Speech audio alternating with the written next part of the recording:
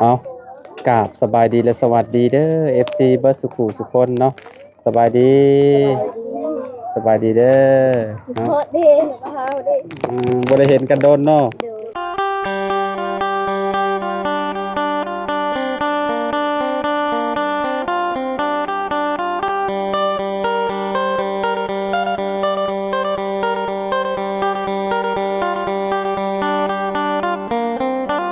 โอ้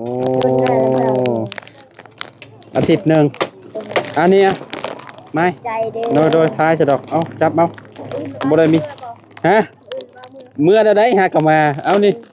จับมาหากลับมาให้เมื่อเลยเอาขนมเอาให้น้องน้ำเด้อเอาสบายดีไอ้สวัสดีบันชวนสวัสดีกำลังต่อบันไดอยู่เนาะ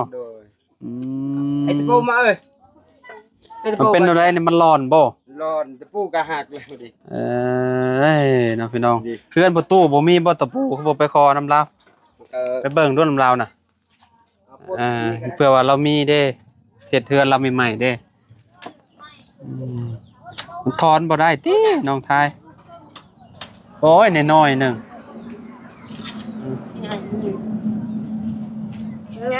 สิได้บ่มันเล็บน้อยๆนึงไอ้ตังใดเหรอโอ้ก้อยโอ้ว่ามันเรามันแตกใส่ตาได้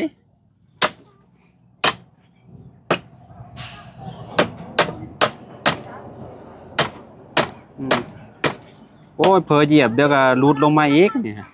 ต้องใส่อีกกระปูต้องใส่มาตอกอีกเนาะช่วยป้าพี่มาต่อไก่ลุงขออนุญาตพี่น้องเลยเนาะมื้อนี้ไป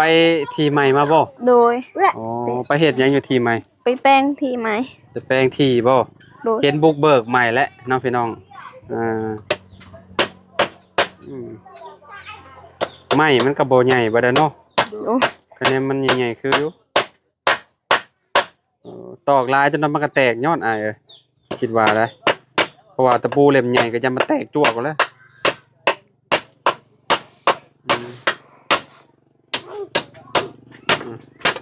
ฟังเสาหัวแล้วเบิ่แล้วบ่ฟังแล้วทีใหม่นะพอเบิ่แล้วบ่ยังเหลือเท่าใดยังเหลือจากต้นเอาพี่น้องเอ้ยเนาะตั้งแต่เพิ่นซื้อที่ใหม่ก็ยังบ่ได้ไปเบิ่งเลยเฮาก็ได้ยังบ่ได้เห็นพี่น้องเอ้ยเนาะว่าการเปลี่ยนแปลงมันเป็นแบบใดเนาะเห็นแต่อยู่ในคลิปหมู่คู่เขาแหละพี่น้องเอ้ยทางที่ใหม่น้องทายน้องไม้เพิ่นเนาะเห็นปลูกอีหยังแน่แล้วอยู่หั่นจะไปปลูกหยังแน่แหละอยู่ในอันที่ใหม่เจ้าน่ะหัวจิงไข่บ่โดยปลูกหัวจิงไข่กับหยังมีแต่หัวจิงไข่อย่างเดียวเนาะโอเคเอาอันนี้ตอกแล้วเรียบร้อยพี่น้องเนาะคือสิแน่นอยู่ค่ะว่าเนาะอันนี้2อันเลยนี่เนาะตัวนี้มันอันนี้แตกแล้วตัวนี้เนาะก็เลยใส่ซ้อน2อันเนาะต้มยังซะน่ะต้มหน่อไม้ยังกันน่ะหน่อไม้ไผ่อีกแล้วเนาะชุกแล้วบ่น้องไม้น้องทายหากับต้มบ่หมดเฮาแกงหมดแล้วหน่อไม้ไปหามาเฮาน้องทายไปหาเห็ดได้บ่เห็ดได้เขาขายไปหาเห็ดหยังบ่ฮู้คือกันเด้เฮ็ดบีวิกนั่นเด้อ๋อเห็ดไม่มิกบ่เห็ดขมพ้นบ่ได้ตกแห้งบ่ทางนี้อ้ายครับน้องไม้มาพี่น้องไม้มันอยากควันๆจะได้บ่แล้วก็เอาปรับหน้าดินก็มันเจือนแหละอ๋ออันนี้ก็บ่ฮู้แล้วก็ได้ไผบัดมาเสริมไข่กว่าเก่าเนาะโดยพี่น้องเนาะไข่ในดอกมันบ่ได้อันนั้นปานใดบัดบ่หัวแล้วเนาะตอนยังบ่ได้แพ้บัดค่อนข้างสิแบบหัวโจกๆลงเลยเนาะน้องไม้เนาะโดยช่วงนี้ก็นอนฮ้อนเนี่ยช่วงนี้เนาะโดยมันชวนเด้อโดยมาแต่ไสมาที่ปรับดินคือกันปรับดินคือกันโดยเบิ่งมือก็หมดมือแตกเบิดบ่ โดย อ๋อมือด้าน มือข่อยก็ด้านคือกันข่อยมือดำนามาผู้บ่ดำนา บ่ฮู้เขาบ่เคย บ่เคยดำ โดย มีแต่ มีแต่ซักข้าว โดย ดำเอาลงน้ำเด้ คือนาน้องหลาน้อยนี่แหละ คือกันแบบนั้นแหละ โดย ทางบ้านอ้ายก็ดำแบบเดียวกันเนาะเป็นจะได้ข้าวยังเรือหลายบ่ข้าวยังเหลือจักกระสอบ ศพเดียวคำนึงแล้ว อ๋อยังเหลือสอบเดียวบ่บัดนี้ โดย โอ้ถือว่าก็ได้กินโดนเติมเนาะยังเหลือสอบนี่เนาะบัดนี้เนาะ โดย สอบตัวหนึ่งสิเบิดและ โดย ใกล้แล้ว หมดแล้ว อ๋อยังเหลือบ่หลายเนาะ โดย ที่ว่าเพิ่นเอาจากนี่แหละไปพี่น้องเนาะมื้อนั้นฝนตกนี่เอาอันนี้คุมเมียนมันก็อยู่บ่น้อง โดยบ่ได้เปียก บ่ได้เปียกบ่ โดยใส่ตัว อ๋อ นี้ บ่ได้เปียกเนาะเอาเพราะว่าเอาอันนี้คุมเมียนพี่น้องเนาะอืมที่ใหม่เพิ่นก็ปรับเรียบร้อยเนาะ โดย งามครับปัญญามบัดนี้ งาม พี่น้องเนาะจักมื้อก่อน สีมือแรงของปั๊ม 4มื้อแล้วบ่ โดย ปรับได้4มื้อแล้ว โดย ตั้งแต่มื้อบ่จันทร์มาบ่แม่นบ่มื้อแรกแม่นบ่ เบาเสียงมา มื้อบ่เสียงมาบ่เพิ่นปรับ โดย อื เมื่อวันจันทร์วันอาทิตย์นั้นเด้ บ่ โดย โอ้เฮาก็อยู่บ้านหลายพี่น้องจนลืมเอาก็ได้ทางนี้พ่อตู่จนลืมชื่อข่อยเจ้าก็ลืมแล้วว่าจ๊ะ จือ อยู่บ่ โดย บ่าวหยัง เบาลาว โอ้จื้ออยู่ซะเนาะ พ่อตู่บ่จื้อเลยบ่าวหยังแลเราเว้าบ่มีชื่อหนึงที่เราห้องอ้ายนะห้องบ่าวหยังบ่าวบุรีบ่หรือว่าอีหยังน่ะพี่น้องเนาะ เราบ่จื้อ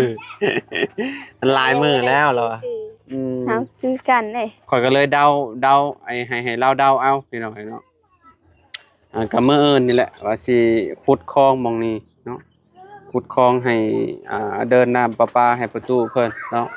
เพราะว่าเราก็เฒ่าแฮงแล้วเนาะแบกน้ำแบกในเพื่อสิมาฮอดหม่องห้องน้ำก็บ่ไกลเนาะ โดย เราก็บ่ได้ใช้เลยตั้งแต่เฮ็ดห้องน้ำให้เราแล้วพี่น้องเอ้ย ห้องน้ำก็ว่าได้ใช้แล้ว แม่นบ่ ห้องน้ เราบ่ได้ใช้บ่ ำบ่ได้ เอ เรา อ ว่าบ่มีน้ บ่มีน้ำก็เลยบ่อยากใช้ โดย อืพี่น้องเอ้ย ำเรา เนาะ ว่าอยากมีน้ อืม ำใช้อยู่ห้องน้ โดยเอ้าเราได้ใช้แล้วบาดนี้พี่น้องเอ้ยเนาะได้ใช้สมใจแล้วแหละเพราะว่ามันเป็นเกาะเก่าเราอยู่พูนพี่น้องเอ้ยเนาะอยู่เทิงพุ่นเนาะมันก็ใกล้เติบได้คะแนนว่าสิ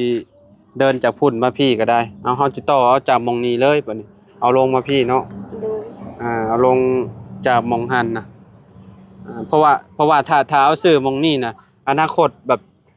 สมมุติว่าเขาเจ้าจะปลูกเรือนเนาะเจ้าของที่เพิ่นน่ะนะพี่น้องแบบว่าเขาเจ้าอยากปรับอยากหยังแบบสมมุติว่าน้องไม้น้องทายเพิ่นย้ายออกไปที่ใหม่เพิ่นน่ะนะพี่น้องเอ้ยเนาะเขาเจ้าก็สิปรับหม่องนี้เขาเจ้าก็สิปลูกเรือนมันเป็นที่จักของลูกพ่อใหญ่อ้ายของพ่อตู่7ปีบ่หรือว่าจังได๋แม่นบ่เนาะแม่นเบิดนี่บ่อ้ายอ๋อแม่นเบิดนี่เลยเนาะนับตั้งแต่ชวนมันนี่ยาวขึ้นไปพุ่นเลยเนาะประมาณนั้นเนาะมาพี่น้องไม้น้องทายเนาะอย่างห้องน้องทายน้องไม้ตลอดเลยพี่น้องเนาะแมลงกินข้าวกันยังแมลงน่ะ บ่กินแล้ว กินกับหยัง ทำไม กินกับหน่อ กินกับหน่อ ไม้ ไม้แล้วเรียบร้อย โดยแกงหน่อไม้ ข้าวงามอยู่บ่ข้าวเคยไปเบิ่งอยู่บ่ข้าวให้ งามอยู่ ทุกเจ้าก็เคยไปบ่ โดย เฮ็ดแนวใดกับหญ้าอ้าย ก็เสียแหละเสียหยาแหละ เชียร์เอาบ่ โดย มันบ่หลายบ่เว้าบ่ แล้วก็ลายแหละ อืม กระปงไม้ คือบ่อัน เสียมันแหละ ใส่ยาฉีดเอา ซีดแล้วก็เข้าบ่มีเงินแต่ครั้งแรกก็เอาสักข้าวก็บ่มีเงินแต่ว่าจะซื้ออยู่ดอก อ๋อเสียเอาซะ โดย อยู่นี่ก็ อืม เสียแบบเสียหยาแหละ เสียหญ้าเอาเนาะ โดย ก็ เอาไปเอาไว้เนาะ แต่เมื่อวานนี้เขาไปเสียยา หึ แต่เมื่อวานนี้ เมื่อวานนี่จะไปเสียหญ้าบ่ โดยแต่มื้อ จะโม นี้ งจะกลับมา 11 สิเป็นโมงจะมาบ่ โดย เจ้าขับรถไปบ่ ขับรถไปกับพ่อกับแม่ อืม มื้อนี้ก็ไปคือ ใช้ กัน เวลาจักนาทีฮอดพูน ประมาณนี้ ชั่วโมงบ่ได้บ่ชั่วโมงหนึง ได้ ครึ่งชั่วโมง30นาทีเนาะ โดย ขี่รถจักรเนาะคะแนนย่างไปเด้ ย่างก็ชั่วโมงกว่านั่นแหละ ชั่วโมงปลายกับ2ชั่วโมง มุ่งนั่นแหละ ขี่มอเตอร์ไซค์ห้างขนาดแล้วไปเนาะ โดย ซ้อนจักคน ที่ ชี โดย อ๋อน้องทายบ่ได้ไปบ่ ไป เพิ่นเถื่อก็ไป ไปคือกัน โดย เอ เดี๋ยวก็เอาน้อง ที่ก็เอาน้องเนาะอันน้องก็ผู้ชายอันน้อยๆน่ะติเห็นบ่ โดย อืมเพิ่นบ่อยากไปนํบ่ ก็ไปน้ำแล้วก็ย่านรถมันอันตรายอันนี้ลงพลอยลงขึ้นภูน อืม ย่าน อ๋อต้องขึ้นภูขึ้นหยังเนาะ โดย เวลาไปเนาะ โดย อืมพี่น้องเนาะ มื้อนี้ นี่ล่ะว่าคนผู้น้อยนี่ล่ะว่า โดย อื และ ม มันก็อยู่กันไม่ดู อ๋อวันชวน มาช่วยหน่อยกันทุก เออเอาให้น้องกินเด้อขนมเด้อ โดย พี่น้องซื้อขนมติดรถมาหั่นน่ะเอาให้น้องน้อยเพิ่นแน่เนาะ โดย มีหยังหั่นแหละพี่น้องซื้อเนาะติดรถติดรางเมียนเนาะเวลาเฮามาหาเพิ่นก็นี่แหละเอามีเอาหยังให้เพิ่นเนาะพี่น้องข้าวกับมื้อนั้นแจกเบิดแหละพี่น้องยังเหลืออยู่กระสอบเดียวบาทนี่มื้อนั้น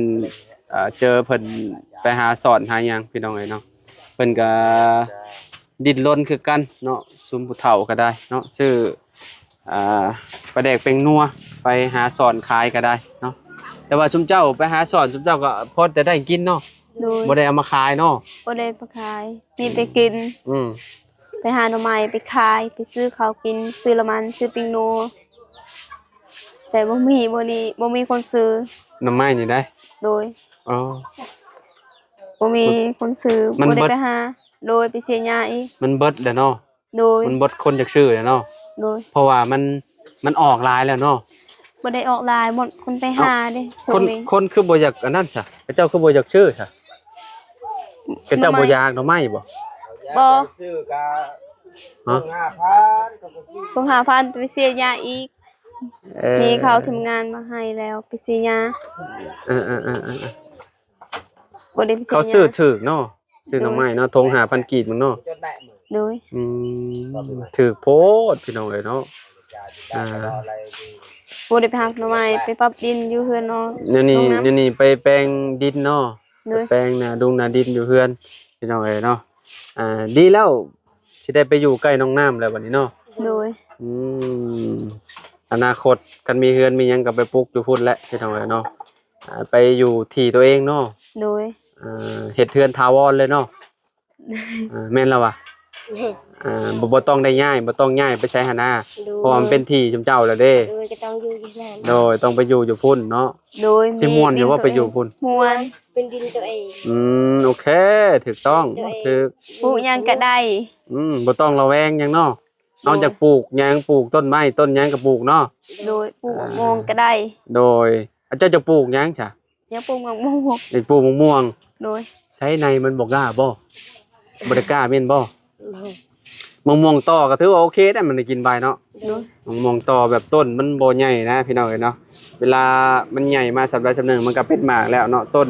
มันสิน้อยกว่านี้อีกได้พี่น้องเอ้ยเนาะอันนี้ใช้เวลาจักปีแล้วบุนี่ต้นนี่จังได้กินหมากนี่ 4-5 ปีนี่แหละ 4-5 ปีเนาะ โดย โอ้ก็ถือว่าโดนอยู่อันนั้นปีหนึ่ง2 ปีก็ได้กินแล้วต้นมะม่วงต่อนะต้นมันใหญ่นะพี่น้องเอ้ยเนาะ เขาต่อนี่ก็ แม่นมะม่วงต่อโอ้ย เขาก็ตัดงาออกก็เฮ็ดแบบเขา อยู่ในบ้านอยู่ในเฮือนข่อยน่ะปลูกมะม่วงต่อประมาณ2 ปีปลายกินโอ้มะม่วงนะพี่น้องเอ้ยเนาะ มวงโลก มะม่วงโลมะม่วงฟ้าลั่นมะม่วงแต่เฮาก็ อีหยัง มวงไข่ไก่ มะม่วงแอปเปิ้ลพี่น้องหลายๆอย่างบ่เอิดมะม่วงนะแล้วแต่เฮาจะปลูกหันนะ โดย เนาะ ตอนนั้นเขาค่ายกระทึกได้ตอนบ่2-3ปีนี่ก็เบียร์นึงก็ได้ เขาเอามาขายอยู่บ่แถวนี้ เขา หึ เดี๋ยวนี้ก็บ่เห็น บ่เขาเจ้าบ่ได้กล้าขายจักซะเนาะ โดย เอ สิกลายมี อ ชื่อนี่ก็ เข้าค่ายก็ อืม เดือนหนึงก็60,000ก็ถืออยากซื้ออยู่ดอกแต่ว่าบ่แม่นดินที่ของเราก็ ก็เลยบ่กล้าปลูก บ่กล้าปลูกแล้ว ต้องไปปลูกบ่คะแนนว่าเฮาอันนั้นเฮาไปปลูกที่เฮาเนาะสมมุติว่าเฮามีน่ะเนาะเฮามีเบี้ยมีหยังเนาะ โดย เอาอย่าซื้อมัง ป มี ลูก แน่ ปลูกมังม่วงแล้วก็ไม่หยังอีกเดี๋ยวปลูก ดนตรี มังลิ้นจี่ โดย โอ้ บ่จันว่าไปซื้อให้ ปลูกชื่อแล้วบ่ ยัง โอ้ ซื้อบักม่วง อ๋อถ้าเบิ่งนำกันจ้ะเนาะพี่น้องมะกล้วยบ่จะปลูกบ่ กล้วยมันโหก มะกล้วยมันออกอ๋อปลูกนี่มีมังม่วงมังมี่แล้วก็มังลิ้นจี่เนาะปลูกโอ้ถือว่าโอเคแล้วเนาะ โดย แบบว่ามันได้กินไวหั้นนะพี่น้องเนาะสมมุติว่าปลูกมันเฮาต่อเอาเนาะปลูกมะเขียบเนาะ โดย กินบ่มะเขียบเขตนี่ กิน ปลูกอยู่บ่มะเขียบ บ่ เอาห้องคนละอัน ย่างกันติ เที เนาะ เท่านี้ก็มาเทียบกัน ห้องคือกันบ่ฮะ โดย เอ มัน อ แบบ หมูฮู้ ลูกหลานน่ะบ่เคยกินแต่ว่ามันก็มีเนาะเวียดซื้อมาเทียบก็บ่ได้ใหญ่ปานใด โอเคซะเนาะ โดย มื้อนี้แบะมาเยี่ยมมายามทางน้องเพิ่นเนาะพี่น้องก็อยู่ในเฮือนเพิ่นนี่แหละพี่น้องยามแรงๆเนาะเดี๋ยวมื้ออื่นเนาะเดี๋ยวจังพอกันอยู่พุ่นพี่น้องไปเบิ่งที่เบิ่งทางเพิ่นก่อนเนาะก็บ่ได้พบพ่อกันหลายมื้อพอสมควรเนาะ โดย สิบ่จื้อข่อยเลยเจ้าสองคนเนาะ โดย เดี๋ยวไป จื้ออยู่แล้วว่าเนาะประตูที่บ่จื้อข่อย พี่น้องเอ้ยเนาะ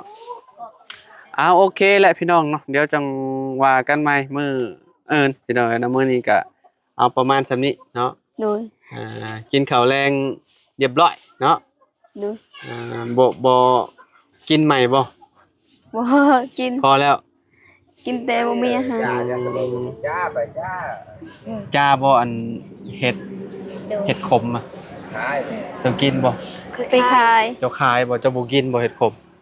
บ่ ขายทงเท่าใด เคยขาย25 ทงละ25บ่ โดย โอ้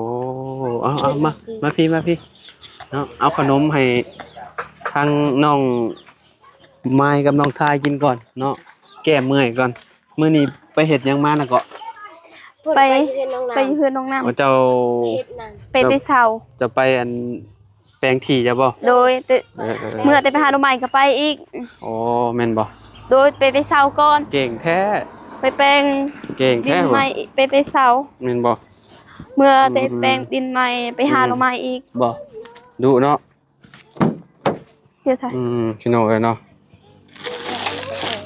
ขนมอ่ะ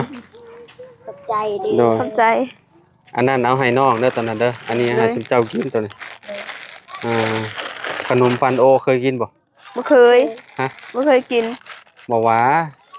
บ่เคย บ่ กิน เคยกินอีหลีบ่ โดยเขาบ่เคยเห็นเด้ หึ บ่เคยเห็น อ่านว่าหยังนี่ เขาโหเขาบ่เคยเห็นหนังสือ เออฟันโอคุกกี้เออมันมีใส่ในเด้มันมีใส่ในกินมันก็แซ่บหอมเด้อ โดย ลองกินเบิ่งเด้อ โดย โดย แต่เขาบ่เคยกิน บ่ โดย โอเคสพี่น้องเอ้ยเนาะเดี๋ยวจังพอกันใหม่เนาะสำหรับมื้อนี้เนาะพี่น้องพอสำนี้เนาะ โดย อยู่ดีมีแฮงคือเก่าเนาะ โดย พอกันยามใดก็คือที่ฮู้แหละพี่น้องน้องเพิ่นก็เป็นคนขยันเนาะบ่ค่อยอยู่เฮือนปานใดไปตลอดน้องไม้เนาะหาอยู่หากินเนาะน้องทายนี่บางทีก็เอาน้องเนาะ โดย ไปสาบันส่วนเด้อเนาะอยู่ดี ใจ มีแฮง เด้ออยู่ดีมีแห้งเด้อ โด ให้โชคดีกับโชคดีมีแห้งให้ร่ำให้รวยให้สุขภาพแข็งแรงไปสิ่งใดมีแต่โชคดีให้อายุยำยืน นอนได้หมื่นตื่นได้แสนเงินล้านให้สิ่งใดให้มีให้สิ่งใดให้สำเร็จขอบใจเด้อทางทุกงานทางละบ่าวกดติดตามนี่เด้อซองบ่าวลาวกดไลค์กดแชร์นี่เด้อกด โอ้ ใจนี่เด้อ เก่งขึ้นหลายเอาขอบใจละลายเด้ กดใจ อ นี่คือกันเด้อ โดยเอาฝากกดไลค์กดแชร์เด้อพี่น้องเด้อเนาะเอาพอกันใหม่พี่น้องสบายดีเด้อเบิดสุขุสุข